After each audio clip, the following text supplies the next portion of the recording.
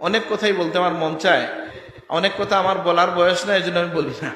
যেমন ধরেন কারি সাহেবদের কি বলবো, চেয়ারম্যান সাহেব। আচ্ছা, তো এই যে আমাদের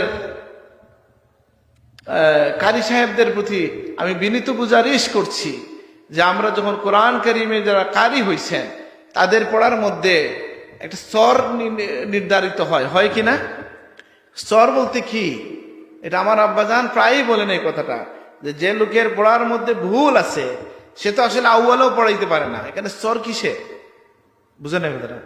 একজন তাব্বাত ইয়াদায় ভুল করছেন, এই জন্য রাবেতে যাইতে পারেন না, উনি কি আউয়ালে পড়াইতে পারেন? আউয়াল বা সূরা জামাতে তো সূরা পড়তে হয়, ওইখানে কি ভুল পড়ানোর অধিকার আছে? খুব খেয়াল রাখতে হবে আমরা কেন ভুল হয়। আমাকে যদি বলেন এক লাইনে আমি বলি, আমাকে মাফ করবেন, ভুল বুঝবেন না। একটা মাত্র কারণ, যে আমরা যেহেতু কারি সাহেব হয়ে গেছি, সুতরাং আর বাকি 11 মাস কোরআন কারীম খুলে পড়া আমাদের জন্য উচিত না, নাকি নাকি উচিত? বেশি উচিত কিনা?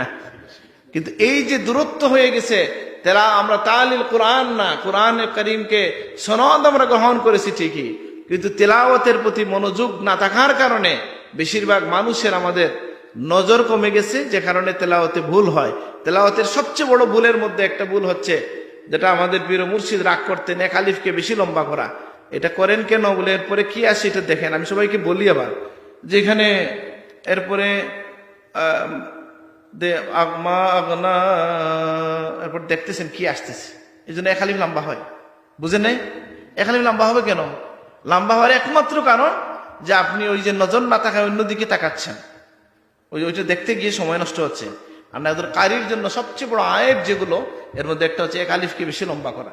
তো আমি ফাঁকে কিছু কথা বললাম, আর মূলত আমি যে বিষয়ে কথা বলার জন্য বলতে চাই সেটা আমি শুরু করবো ইনশাল্লাহ, বলতেছি ইনশাল্লাহ। দুরূদ শরীফ পড়েন, সাল্লাল্লাহু আলা সাইয়্যিদিনা ওয়া মাওলানা মুহাম্মদ ওয়া আলা আলিহি,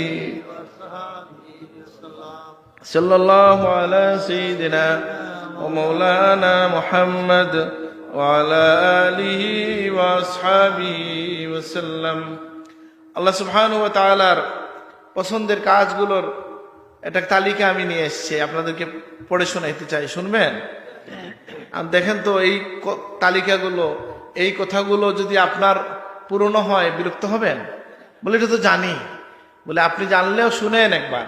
কেন? যে আমাদের জানাটা ঝালাই হলো, আর এমন কিছু হইতে পারে যেটা আপনার জানি না। যেমন আল্লাহর হাবিবকে গিয়ে একজন প্রশ্ন করেছেন যে মানে কোনটা আইউল আমাল